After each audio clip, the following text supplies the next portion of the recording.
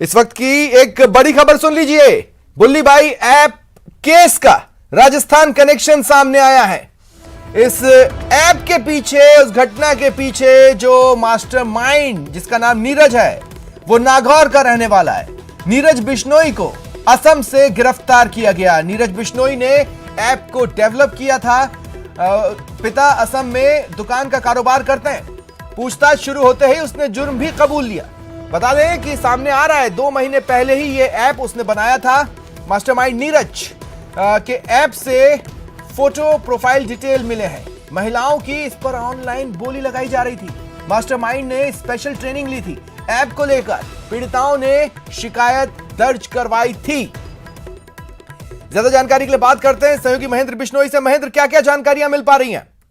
देखिए स्वप्निल, ये जो मामला है इसमें हैरान कर देने वाली बात यह है कि इसका जो नीरज है ये मूल रूप से राजस्थान के नागौर जिले की जाइल तहसील का रहने वाला है। इसके पिता करीब 30 साल पहले कारोबार के सिलसिले में आसाम गए थे और वहाँ जो जोरहाट इलाका है वहाँ पिता दुकान चलाते हैं और ये इंजीनियरिंग का स्टूडेंट है। जो राजस्थान और नागौर का जो लिंक है वो यही है कि मूल रूप से नागौर जिले के जाइल तहसील का एक गांव है, वहां का ये नीरज रहने वाला है और इसकी ज्यादातर परवरिश आसाम में ही हुई है क्योंकि पिता 30 साल से वहां दुकान का काम करते हैं। यहाँ स्थानीय जो मारवाड़ी है वो बड़े पैमाने पर आसाम या किसी दूसरे राज्य में अपने यहाँ के बहुत लोग कारोबार और काम धंधे के सिलसिले में वहां रहते हैं, वहीं बस जाते हैं। इसी तरह का मामला नीरज के परिवार से जुड़ा हुआ है जो जाइल तहसील के गाँव के रहने वाले हैं और वहीं जाकर बस गए। वहाँ इन्होंने मकान भी बना लिया और पिता है जो वो दुकानदार है। नीरज इकलौता बेटा है और इनके 2 बेटियां भी है। इंजीनियरिंग का ये स्टूडेंट और बहुत होनहार स्टूडेंट ये बताया जा रहा है। अब फिलहाल पुलिस की गिरफ्त में है और उससे बुल्ली भाई ऐप के मामले में पूछताछ जारी है। इसे मास्टरमाइंड बताया जा रहा है कि इसी ने इस ऐप को डेवलप किया है। जी शुक्रिया। तमाम जानकारी के लिए आप नजर बनाए रखें।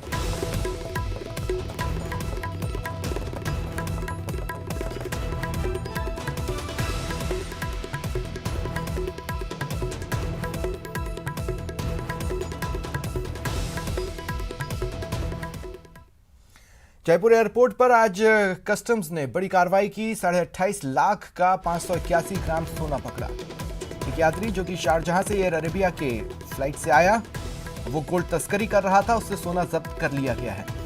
यात्री से फिलहाल कस्टम विभाग पूछताछ में जुटा हुआ है। जानकारी मिल रही है कि ये तस्करी सोने के बिस्किट के रूप में हो रही थी।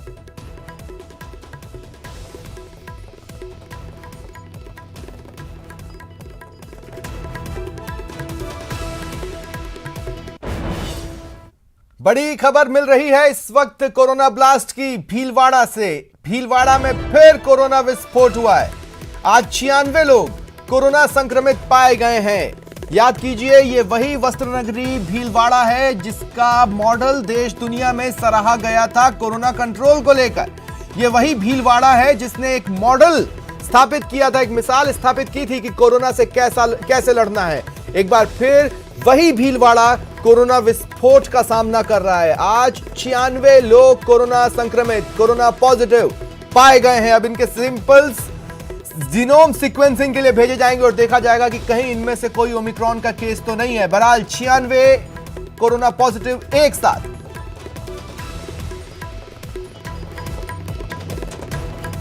और मुख्यमंत्री अशोक गहलोत आज एक समीक्षा बैठक करने वाले हैं। वो खुद कल शाम को ही जानकारी मिली कि कोरोना पॉजिटिव हुए हैं, इसके बावजूद एक्शन मोड में है।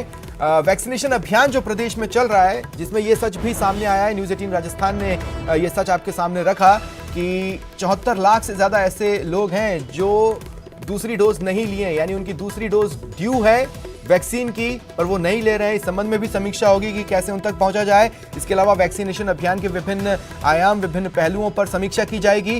कोरोना के जो मौजूदा हालात हैं उन पर भी इस बैठक में चर्चा होगी। शाम 5 बजे वीसी के जरिए यह समीक्षा बैठक होनी है।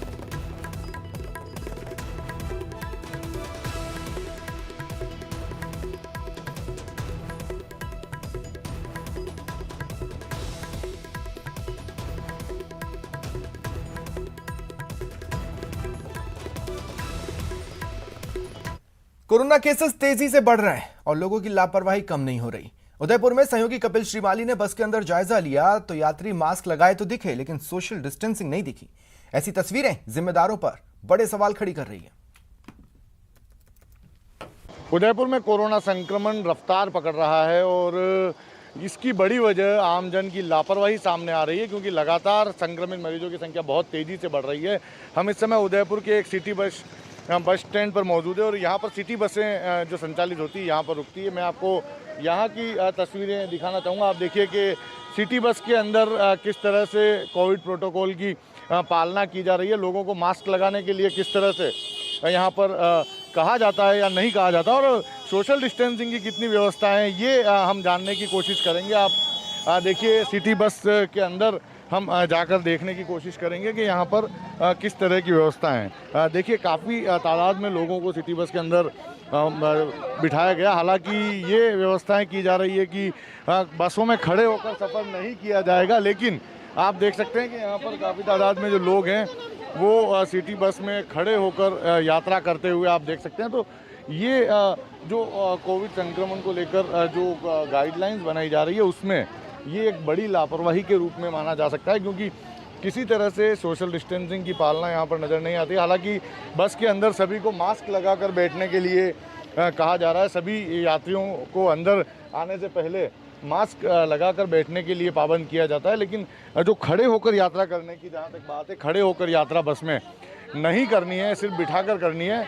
उसके बावजूद बस के अंदर खड़े होकर यात्रियों को देखा जा सकता है। तो ये ज़रूर थोड़ी और सजगता रखनी होगी, जिससे ये संक्रमण जो बहुत तेज़ी से फैल रहा है इसे रोकने में सफलता मिल सके। कपिल श्रीमाली, न्यूज़ 18 उदयपुर।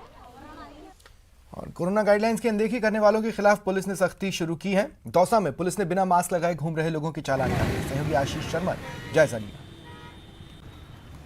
कोरोना का संक्रमण फैलता जा रहा है, ओमिक्रॉन का भी खतरा बढ़ चुका है। इसी को देखते हुए अब पुलिस वापस एक बार एक्शन में आ चुकी है और जो बिना मास्क वाले लोग हैं उनके चालान काटे जा रहे हैं। दौसा के जो कोतवाली थाना है इसके बाहर यहाँ पुलिस की टीमें मौजूद है। जो भी व्यक्ति बिना मास्क के दिखाई दे रहा है या बिना मास्क के आ रहा है उसको पुलिस के जवान रोक रहे हैं और उनको रोक के, अब जिस तरह ये ऑटो है, इस ऑटो के जो लोग हैं इनको भी रोका गया है। ऐसे में जो भी व्यक्ति आ रहा है बिना मास्क के दिखाई दे रहे हैं उनको रोकने की कोशिश की जा रही है। गाड़ियों को चेक किया जा रहा है ताकि लोगों में जागरूकता आए और जो बिना मास्क के जो नज़र आ रहे हैं उनके चालान भी काटे जा रहे हैं। ऐसे में पुलिस एक बार पूरी तरह सक्रिय नज़र आ रही है, एक्शन में नज़र आ रही है। हमारे साथ यहाँ पर पुलिस के अधिकारी हैं, उनसे बात करते हैं। सर, किस तरह के निर्देश हैं और क्या कार्रवाई की जा रही है? जो मास्क नहीं लगा रहे हैं उनके खिलाफ सख्त कार्रवाई करने के आदेश है और MB एक्ट में जो हेलमेट नहीं लगा रखे उनके खिलाफ कार्रवाई करने के निर्देश मिले हुए हैं ऊपर अधिकारियों से।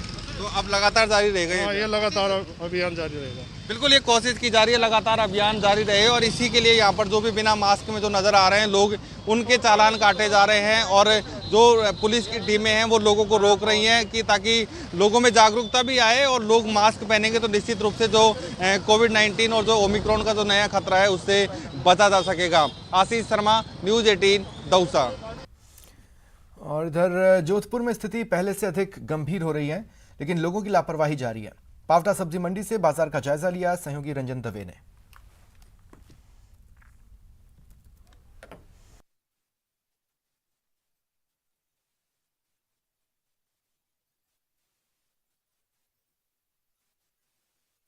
कोरोना का खतरा टला नहीं है। लगातार बढ़ रहे पॉजिटिव रोगियों की संख्या ने जोधपुर वासियों की भी नींद उड़ा रखी है। प्रशासन बार बार सावचेत होने का आह्वान कर रहा है, बावजूद इसके लोगों का इसका असर कम होता नजर आ रहा है। हालांकि जोधपुर में जिला प्रशासन ने स्वयंसेवी संस्थाओं, यूट्यूबर्स और सोशल मीडिया के माध्यम से भी अवेयरनेस कैंपेन चलाने की बात कही है, लेकिन लगातार ये जो आंकड़ा है 360 तक पॉजिटिव रोगियों का जा पहुंचा है। जोधपुर के बाजारों की बात करें तो आज भी बड़ी संख्या में लोग इससे अनजान बनकर घूम रहे हैं। चेहरे पर से मास्क नदारत है या कैमरे को देख करके मास्क लगाए जा रहे हैं। कुल मिलाकर के बार बार सरकार की, प्रशासन की, विभाग की अपील है कि कोरोना से बचाव ही उपचार है। मास्क लगाएं, खुद की सुरक्षा खुद के हाथ होनी है प्रथम बात, लेकिन कहीं ना कहीं जोधपुर वासी इससे अनजान और बेखबर है।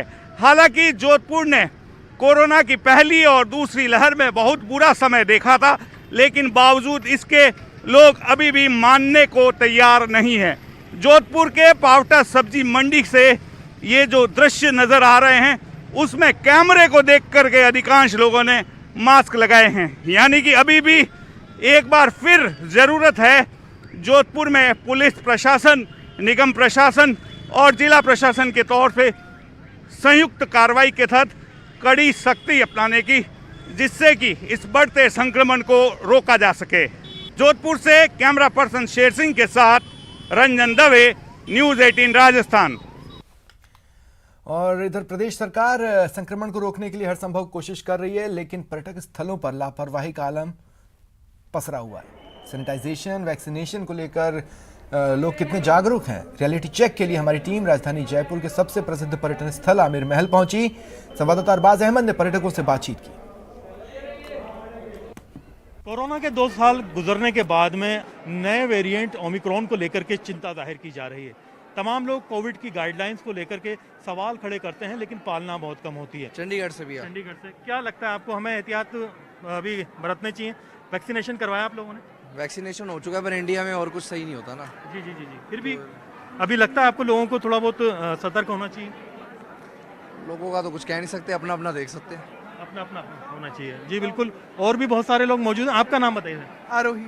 आरोही, कैसा लगता है आपको, थोड़ा बहुत हमें कोविड को लेकर जागरूक होने? हाँ जी, रखनी चाहिए अवेयरनेस, मास्क डालना चाहिए, सैनिटाइजर यूज करना चाहिए। सैनिटाइजर, जो इस तरह के जो पब्लिक प्लेसेस हैं वहाँ पर तो खास तौर पर ज़्यादा खास होना तौर पे चाहिए, जी बिल्कुल, क्योंकि जो टूरिस्ट आते प्लेसेस हैं उनके थ्रू ज़्यादातर जो होता है इस तरह के वायरस मूव करते हैं, ट्रेवल करते हैं। बिल्कुल सर, बिल्कुल सही कह रहे हो आप। एक नया वेरिएंट आ रहा है, कितना आप सीरियसली लेते हैं इसको और क्या अपील करेंगे लोगों से, आपके राय जानना चाहेंगे? नहीं, मास्क लगा के ही रखना चाहिए। और आप भी सिर्फ सेल्फी के वक्त ही हटाते हैं? नहीं, हम तो हटाते ही नहीं है, ये अभी फोटो हटाने के टाइम। वैक्सीनेशन की क्या स्थिति है आप सभी लोगों की? सबका वैक्सीनेशन हो चुका है। सबका हो चुका है। आप किस क्लास में पढ़ते हैं? 10th में। कहाँ से आए हैं? जीडी, मुंबई। मुंबई से। और अभी क्या लगता है लोगों को, क्या अपील करेंगे कि थोड़ा ध्यान रखें?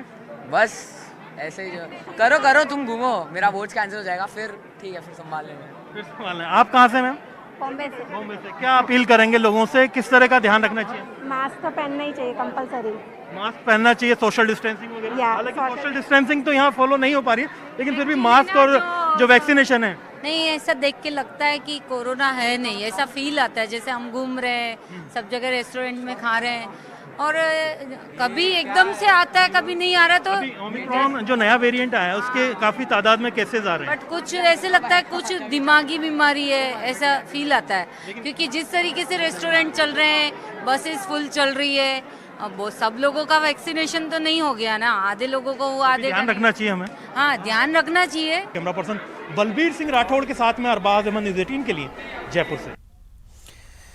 देखिए, छात्रों को बड़ी सौगात मिली है। जयपुर से कुछ लाइव तस्वीरें मिल रही हैं, आपको दिखाते हैं। स्टूडेंट्स के लिए इसे एक बड़ी सौगात के तौर पर देखा जा रहा है। मंत्री बीडी कल्ला ने शिक्षा संकुल में कार्यक्रम योजना का लोकार्पण किया है। तस्वीरें आपकी टीवी स्क्रीन पर। स्मार्ट क्लास का गिफ्ट स्टूडेंट्स को मिला है।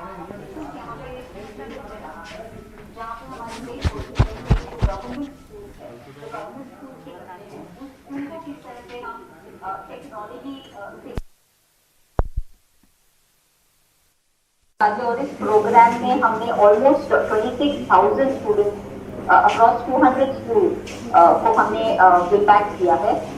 हमने ग्रामीण भाग में स्मार्ट स्कूल बनाए हैं, जहाँ पे सैनिटेशन फैसिलिटी है, जहाँ पे टेक्नोलॉजी इंट्रोड्यूस किए हैं, जहाँ पे लाइब्रेरीज है, जहाँ पे स्मॉल स्पॉट्स का मटीरियल दिया गया है। तो ऐसी करीबन 200 स्मार्ट स्कूल हमने किए हैं। और आज फर्स्ट हमने 29 डिजिटल स्कूल जो हमने की है लास्ट ईयर, उनका इनॉग्रेट करेंगे। हमें कई अलग सेक्टरों में भी काम किया है इन एजुकेशन इन पर्टिकुलर, जैसे कि हमने वनस्थली विद्यापीठ काम किया है, वहाँ पे भी हमने एक रोबोटिक्स लैब की हुई है, और फार्मर्स के ट्रेनिंग के ऊपर भी हम कई ग्रामीणों हार्वेस्ट काम करते हैं। तो ये हमारा एजुकेशन का प्रोजेक्ट जो है। हनुमानगढ़ में खाद को लेकर मारपीट की खबर है। किसानों में जमकर लात घूंसे चल गए। धान मंडी में खाद को लेकर विवाद हुआ, पुलिस ने मामले को शांत कराया। दरअसल कालाबाजारी के आरोप इस हाथापाई मारपीट के दौरान लगाए जा रहे थे। देखिए, खाद की किल्लत से किसान जूझ रहे हैं और उन्हें जान से भी ज्यादा इस वक्त खाद की जरूरत है। इस तरह की तस्वीरें प्रदेश भर से सामने आ रही हैं और इसी कड़ी में आज हनुमानगढ़ से जो तस्वीरें सामने आई वो ये बता रही है कि किस तरह किसान खाद पाने के लिए कुछ भी कर गुजरने को मजबूर हो चुके हैं। खाद की किल्लत जिस पर सियासत तो खूब हुई, सॉल्यूशन नहीं निकला। खाद की किल्लत को लेकर जैसे ही ये जानकारी मिलती है कि आज खाद बटेगी, बड़ी संख्या में किसान वहां पहुंच जाते हैं। इसी कड़ी में हनुमानगढ़ से ये तस्वीरें आई हैं। किसानों ने कालाबाजारी का आरोप इस दौरान वहां पर लगाया और देखते ही देखते लात घूंसे चलने लगे, हाथापाई होने लगी, मारपीट होने लगी। एक्सक्लूसिव तस्वीरें हैं आपके टीवी स्क्रीन पर।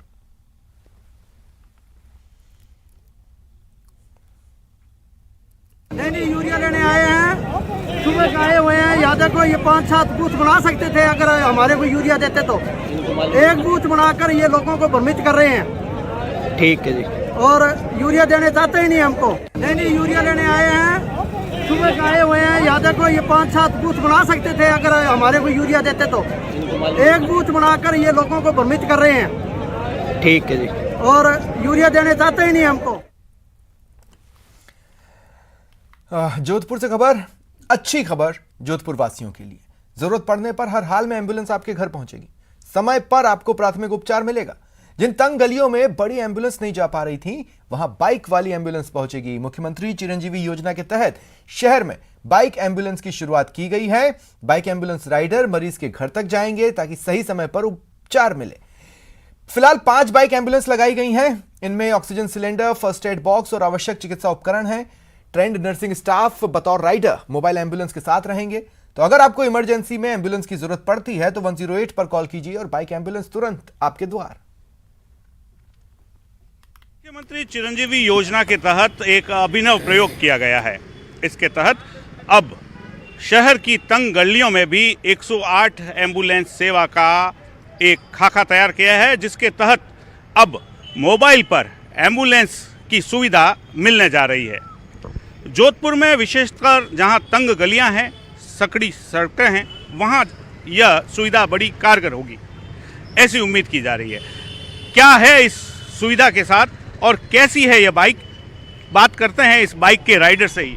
ये नई सुविधा जो शुरू की है, क्या है इसके अंदर, आप कैसे काम करते हैं? ये जीवीके एमआरआई ने 1-2 तंग गलियां हैं जहां 4 व्हीलर एम्बुलेंस नहीं जा सकती, फर्स्ट एड के लिए एक एम्बुलेंस सेवा उपलब्ध की है, जिसमें एक बाइक दी गई है, हमें ऐप दिया गया है, इमरजेंसी मेडिसिन दी गई है। जैसे ही हमें कॉल आता है तुरंत हमें इन्फॉर्मेशन होती है ऑफिस से, वहाँ से हमें इन्फॉर्मेशन डाली जाती है कि किस लोकेशन पे जाना है। उस लोकेशन पे जाके हम पेशेंट को देखते हैं, प्राथमिक केयर, उसको फर्स्ट एड देते हैं। उसके बाद अगर अवेलेबिलिटी होती है कि उसको हॉस्पिटल एडमिट करवाना है तो हम 4 व्हीलर जो एम्बुलेंस है हमारी उससे कवर होते हैं, उसको हम इन्फॉर्मेशन डालते हैं और 4 व्हीलर आ जाती है। अगर तंग गलियों में जहाँ नहीं जा पाती उसके लिए हमें 108 एम्बुलेंस दी गई है। इसमें आपको सूचना कैसे मिलती है, प्रारंभिक सूचना का क्या प्रोसीजर है? जैसे किसी को दिक्कत होती है तो 108 पे संपर्क करें, जहाँ से हमारे हेड ऑफिस जयपुर जाता है कॉल, वहाँ से हमें कॉल रिपोर्ट होता है कि इस जगह से एक पेशेंट का कॉल आ रहा है और आपको वहाँ जाना है। आप बाइक चलाते हैं, बाइक के साथ में नर्सिंग का भी अनुभव है, ये दोनों कॉम्बिनेशन है, कैसे कोऑर्डिनेशन बैठाते हैं आप? बिल्कुल सर, मैंने जैसे नर्सिंग कर रखी है, बाइक रूटीनली सभी को चलानी आती है। फिर भी हमें एक ट्रेनिंग दी गई थी ज्वाइनिंग टाइम से पहले, जिसमें हमें बाइक चलाना भी अच्छे से सिखाया गया था और हमें बताया था कि आपको नर्सिंग स्टाफ के साथ साथ बाइक को भी मैनेज करना है और ये बाइक भी चलानी है। ये जो नर्सिंग स्टाफ सभी बाइक चला लेते हैं, ऐसा कुछ है सर।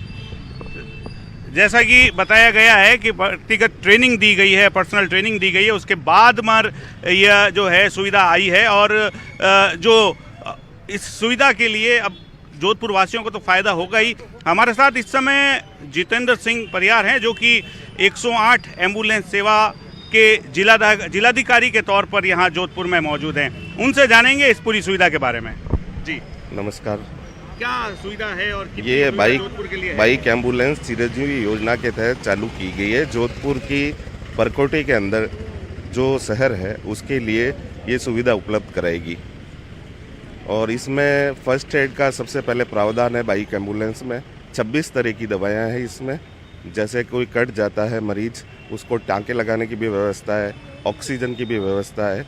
ये सारी सुविधाएं इसमें बाइक एम्बुलेंस में उपलब्ध है। ऑक्सीजन की भी सुविधा है, अभी जो दौर चल रहा है उसमें किस तरीके से ये कारगर साबित होगी? उसमें सबसे पहले ये बाइक एम्बुलेंस जो नर्सिंग कर्मी है उनके पास में जाएगा, साथी जिनको हमने साथी नाम दिया है, साथी उनके पास में जाएगा मरीज के पास में, और वहाँ पे फर्स्ट एड में ऑक्सीजन देगा। जब तक कि मेन एम्बुलेंस जो है वो नहीं आ जाती तब तक ये ऑक्सीजन की सुविधा देगी कोरोना में।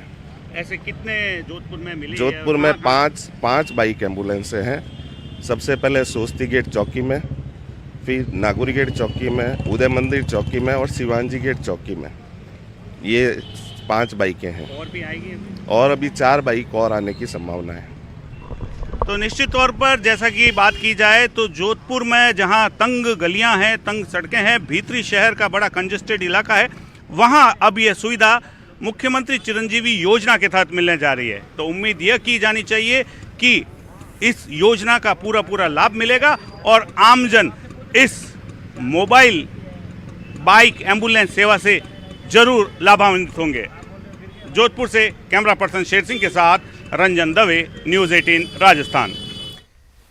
कोरोना के बढ़ते केसेस के बाद बांसवाड़ा जिले में स्वास्थ्य विभाग ऐसे लोगों की पहचान में जुटा है जिन्होंने अब तक वैक्सीन की एक भी डोज नहीं ली। इसे लेकर जिला प्रशासन, चिकित्सा विभाग और एनजीओ केयर इंडिया ने एक अभियान शुरू किया। इसके तहत 8 कार और 30 बाइक रवाना की गई, यानी हर ब्लॉक के लिए कार लगाई गई, जिससे वैक्सीनेशन की सुविधा होगी। बाइक पर नर्सिंग स्टाफ रहेंगे जो कागजी कार्रवाई पूरी करेंगे। जिला प्रशासन, स्वास्थ्य विभाग, बांसवाड़ा और केयर एनजीओ के संयुक्त तत्वावधान में यह टीकाकरण को प्रोत्साहित करने के लिए कैन एनजीओ के द्वारा 8 गाड़ियां बड़ी और 30 मोटरसाइकिल का दी गई है जिला स्वास्थ्य बांसवाड़ा को, विभाग को, जो दूर दराज के इलाकों में और सब जगह पे जाकर के टीकाकरण को प्रोत्साहित करेंगे। बांसवाड़ा में जिला प्रशासन, चिकित्सा स्वास्थ्य विभाग बांसवाड़ा और हम केयर इंडिया के सहयोग से आज यहाँ कोविड टीका एक्सप्रेस जो 8 टीका रथ हैं, इसके अलावा जो 30 बाइक टीका एक्सप्रेस है, इनको बांसवाड़ा के दूर दराज जो पहाड़ी क्षेत्र हैं, जो ब्लॉक हैं, उनके लिए रवाना किया गया है। ये टीका एक्सप्रेस गांव-गांव जाकर लोगों को कोविड टीका एक्सप्रेस लगाएगी। सीएम अशोक गहलोत हीरो हैं, देश में उनके जैसा कोई भी नेता नहीं है, यह कहना है महिला एवं बाल विकास मंत्री ममता भूपेश का। दौसा दौरे पर आई मंत्री ममता भूपेश ने कहा कि बीमार होने के बावजूद सीएम गहलोत 24 घंटे काम करते हैं। पिछली बार जब वो कोरोना पॉजिटिव हुए थे तब भी 24 घंटे काम किया और अब भी बीमार होने के बावजूद काम को तवज्जो दे रहे हैं। दौसा दौरे पर आई मंत्री ममता ने भंडारेज में सीएचसी के नए भवन का लोकार्पण किया। हॉस्पिटल्स की जो बिल्डिंग्स का रिनोवेशन है, नई विस्तार है, मैं समझती हूँ आज के इस परिप्रेक्ष्य में जब कोविड और इस तरह की गंभीर बीमारियां हमारे सब तरफ आ रही है, ऐसी स्थिति में हम लोगों को हॉस्पिटल्स की बिल्डिंग को और हॉस्पिटल के अंदर स्ट्रेंथनिंग करनी है। उसी संदर्भ में आज यहाँ पे हमने ये उद्घाटन किया और हमारा प्रयास रहेगा कि स्वास्थ्य के दृष्टिकोण में ध्यान में रखते हुए सिकराय के अंदर मैं जल्दी मीटिंग लूँगी सारे हमारे डॉक्टर्स की अगले हफ्ते, और उस मीटिंग में जहाँ भी जिस हॉस्पिटल में प्रथम दृष्टया जिन चीज़ों की आवश्यकता है उनको हम अपने विधायक कोटे से पास करा के हमारी जनता को सहूलियत देने की कोशिश करेंगे। बीजेपी प्रदेश अध्यक्ष सतीश पूनिया ने दावा किया है कि 2023 में कांग्रेस राजस्थान में चारों खाने चित होगी। पूनिया ने कहा इतिहास कांग्रेस के पक्ष में नहीं है। फिलहाल इतना ही, नमस्कार।